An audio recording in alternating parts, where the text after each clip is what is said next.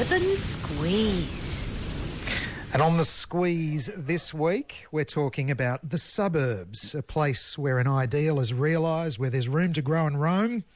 Earlier in the week, our movie segment with Jed Carl, we were talking about 1982 film E.T. and its representation of the suburbs as a place of true magic, a kind of childhood wonderland, place of adventure. Think about it too in Australian popular culture. Plenty of Paul Kelly songs in the suburbs, Australian TV, Neighbours, E Street, Packed to the Rafters, these kinds of things. There's also this. Our family lives at 3 Highview Crescent, Coolaroo. Dad bought this place 15 years ago for a steal. As a real estate agent said, location, location, location. And we're right next door to the airport. It will be very convenient if we ever have to fly one day. Dad still can't work out how he got it so cheap. It's worth almost as much today as when we bought it. Our Crescent was going to be the heart of a major housing development, but it never got up. They reckon the planes put people off, them and the power lines. Not Dad. He reckons power lines are a reminder of man's ability to generate electricity. He's always saying great things like that. That's why we love him so much. Suburbs, despite it all, the castle there. Dr. Tony Matthews is from the School of Environment at Griffith University. Joins me for the Urban Squeeze this week to talk about suburbs. Tony, hello. Hello, Matt. Oh, hang on. Why don't I give you a proper microphone? Still finding my way around this new desk. Hello, Tony Matthews. Hi, Matt. Glad to be here. The Suburban Squeeze for 1 week only. Suburbs. Where do you begin with suburbs and our love affair with them? It's absolutely central to the Australian experience. As I say to my students, I was just saying to Matt off air, I've got a new course running this year in Griffith called Understanding Australian Cities, which takes a lot of inspiration from the radio show and introduces some of the concepts. And as I say to my students, if you think about this country as a place of bush rangers and outback people and guys in hats chasing sheep and swatting flies, you're thinking the wrong century, because for the last 100 years anyway, we've been a suburban country, not an outback country, not a rural country. We're a suburban country. Why? Because in the early 20th century, Australia began to surburbanise. The major cities that were there at the time, Sydney, Melbourne, Brisbane, the current capitals mostly, and some of the industrial cities like Newcastle and Geelong. People got sick of living in the cities because they were very dirty, unhealthy, unpleasant, unfriendly, crime-ridden places. And so those that had money began to move out towards the suburbs, out beyond the city boundary line, and suburbanisation started.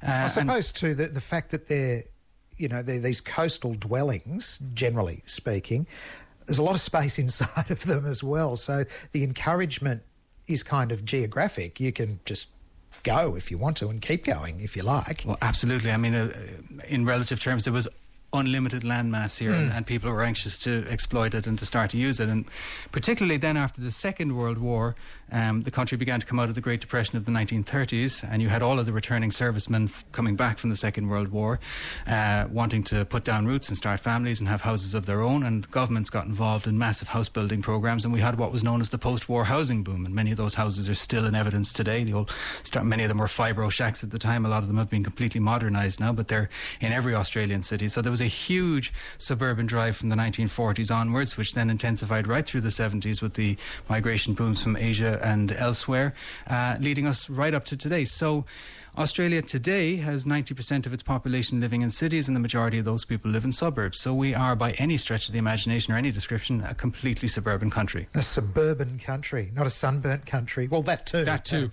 A sunburnt suburban country is Australia. Tony Matthews with me. The Urban Squeeze this afternoon. The idea of having your quarter acre block in the suburbs has always been the stuff of dreams in Australia. I know the profile is kind of changing a little bit, but is the dream still alive? Oh, the dream is very much still alive. The Australian dream, of course, being your detached house on a quarter-acre block, your own piece of Australian suburbia, Australia, your own castle, going back to your audio and the famous movie. Yeah, the dream is still alive. Whether it's obtainable or not is the question now, or who it's obtainable to.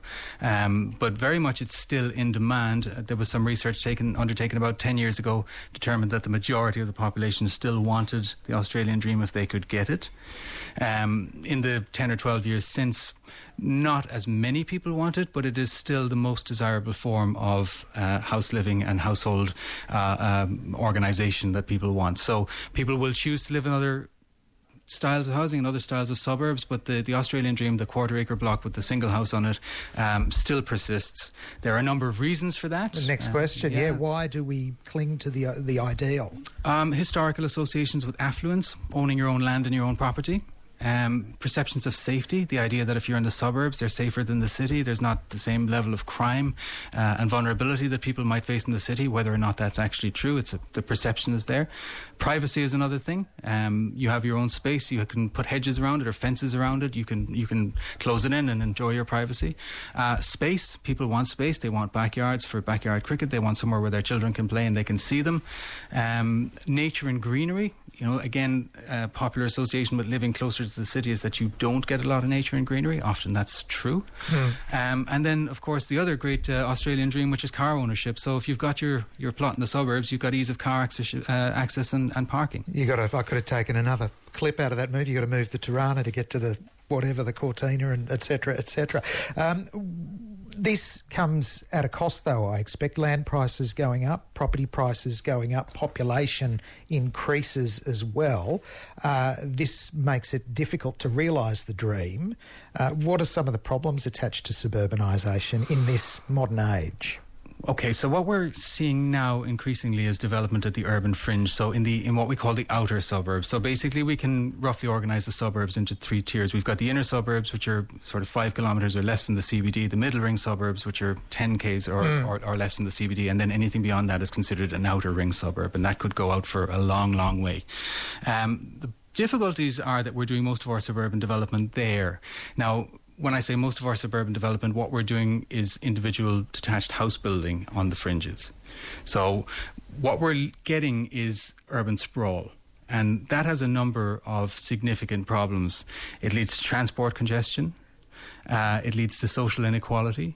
So generally, very often people's capacity to afford to live in a suburban setting are conditioned by their access to, where they are on the socioeconomic ladder, basically. So oftentimes people end up getting pushed out much further, way out beyond where services are already available and things like that. Purely on economic grounds. Purely on economic grounds. So there's a real question of equity in in a country that prides itself on sort of equity and the fair go and all that sort of stuff. We're increasingly seeing a division now that's occurring. Environmental degradation is another big problem. So that comes in two ways. One is clearing natural land for suburban housing development, and the other then is the associated car traffic, environmental pollution that comes with more people living in outer suburbs.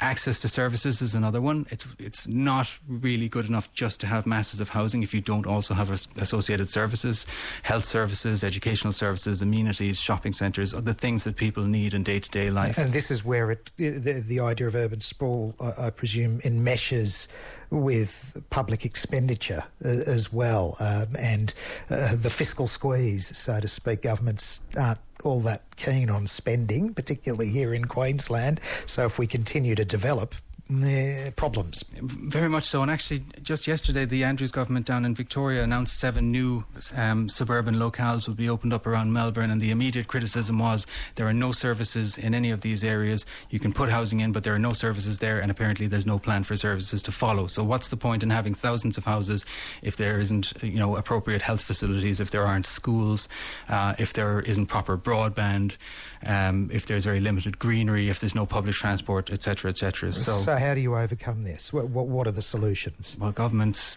you already flagged it, government need to put their hands in their pockets and understand that providing essential services in suburban areas, particularly in new suburban areas, is a nation-building exercise. It's an investment in the future. Move beyond the 3-year election cycle. If you're going to spend on infrastructure, make sure you're spending on more than just roads. It's no good just getting people in and out of an area if they can't access the essential services they need when they are there. Dr. Tony Matthews with me this afternoon. Matt Webber's my name. Urban Squeeze, some traffic shortly, ironically, seeing as we're talking about the problems of traffic in terms of urban sprawl. All well and good to say governments have to. Governments often can't, or they're hamstrung by budget constraints, that they can't just it's not a bank that just keeps printing its own money, the idea of government. So are there any kind of novel ways to approach this coexistence between private development and public infrastructure pressure? Yeah, there are a few ways of doing it. Some of them can be planned in advance, some of them sort of happen after the fact. The federal government, for example, is very interested in this idea of city deals at the moment, which is where the federal government sort of acts as a broker between state governments and the private sector to deliver essential pieces of the urban fabric. Sort of as almost like a deal maker. We have a new federal urban plan that provides that. That's a model that was imported from the UK, which has worked well in some cases and poorly in others. Another one is value capture or value uplift. You'll see that around here, for example. People that are located within a certain vicinity of the light rail down here, phase 1 or phase 2, have had massive uplifts in their land value. So there's a potential there for the government to claim some of that back by way of extra taxes or some sort of charge. Swapping out stamp duty for an ongoing land or property tax is another good way of doing it. These are models that are employed successfully in other countries, so they can work. The resistance, though, is often, again, it goes back to that election cycle. You're no sooner in office and you're petitioning to be re-elected, and you don't want the other guys saying, well, if you re-elect these guys, know that you're re-electing the guys that upped your tax bill. And all you wanted to do was live in the suburbs, and isn't that very Australian? 91.7 ABC Gold Coast. Can you stick around for a little while longer, Tony? Because I want to talk about, well, if that's the ideal, perhaps the ideal is now something of a fallacy. Are we starting to look back into city centres in terms of living smaller and smarter as well? Perhaps we can take the conversation in that direction in just a moment. Coast Traffic on 91.7 ABC Gold Coast. And to Brad, hello. Yeah, good afternoon, Matt. No incidents report, but the M1 southbound here slow from Robina to Palm Beach. Has been a squeeze on Olsen Avenue southbound, a heavy run approaching Southport and Narang Roads through Mullen-Diner. And also Smith Street outbound, that's a busy stretch as well from Parklands Drive right through to the M1 at Gaven. I'm Brad. We'll have more traffic before 5. 91.7 ABC Gold Coast. Thank you, Bradley, who very kindly used the word squeeze, which is fortuitous because this is the urban squeeze. Dr. Tony Matthews from Griffith University School of Environment with me, talking about suburbanisation, our love affair with it over the journey. And we've kind of gone out to the perimeter. Can we now look back inwards, Tony? Is there a shift back to the centre of central business districts, at the heart of cities, simply because of the problems attached to the edge of suburban Australia? There sure is, and there has been for about a decade now or so. Governments across the country have begun to recognise the problems associated with endless sprawl. So many of the major cities, if not all of them at this point, have adopted planning policies around this concept called urban consolidation, which is essentially an effort to increase the density of dwellings and or populations in existing urban areas. So we're talking about infill development or high-rise development or denser development in existing areas. So it's making a more intense use of existing urban land rather than constantly pushing outwards. And there are a number of compelling arguments for urban consolidation. There's economic arguments about using spare capacity in cities. You reduce costs associated with things like sewage provision, piping, things like that. You make more efficient use of infrastructure, reduces time spent in traffic and traffic jams. There's environmental arguments about it, similarly reducing sprawl, reducing traffic times. You reduce energy demand because you have shared lifts and lighting and things like that if you're in apartment buildings as opposed to houses. So there are other arguments around it then as well. There's social arguments for urban consolidation, that it can create more affordable housing, it creates more community-orientated developments, integrates different social groups, etc. So urban consolidation is definitely something that governments are behind. We're seeing evidence of it all over the country, particularly in terms of townhouse developments and apartment developments. So it is happening. So fitting more on less. Fitting more on less. It is happening. But it does encounter a fair bit of resistance, both from potential residents and also from the private sector who develop this stuff. How so, the private sector? Well, it usually costs on average of 40% or more to do infill development than it does to do development on greenfield land. So it's significantly more expensive. So that's a problem for the private sector. Risk, etc. The other thing is when you are doing consolidated development, be it townhouses or apartments or whatever, you're naturally reducing your market appeal. For example, people with families, with children, are going to be less inclined overall to move into apartments or townhouses because they will want that suburban setting. How do you dampen demand for the ideal? Demand for the ideal being this quarter-acre block, this suburban life where there's space and, you know, to steal from my own introduction, where an ideal can be realised, where there's room to grow and roam. How do you kind of pick apart that as an ideal in the fabric of a society and kind of rebuild it, refocus? Well, I think in some ways we're seeing that. I mean, like we started off talking about, there's a very long historical association with suburban living and a very positive feeling about suburbanisation in this country. So you're up against it in that regard.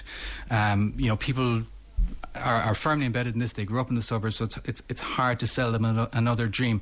But we have, particularly in the last 10 to 15 years, started to see a change in the narrative and a shift more towards a representation of this idea of very vibrant inner city living, where you're close to all sorts of interesting stuff like festivals and music and restaurants and those sorts of opportunities. And the question is that ideal, is that vision, is that depiction something that can be sold as better or more fun or more advantageous than the sleepy suburbs? And for many people, yes, it works. But particularly we find from research that when people have children, whether they like the idea or not, they tend to want to gravitate towards the suburbs. And then when people are post-children, so when they're in retirement age and they're looking to downsize, they're often heading back towards the city again. So you have this peculiar situation where inner city living is very popular amongst people without children, very popular amongst the older and the younger demographic or cohort, but not so popular with the middle area, and they're still the bulk of people. We've got to shift them. We've got to shift them somehow, Tony.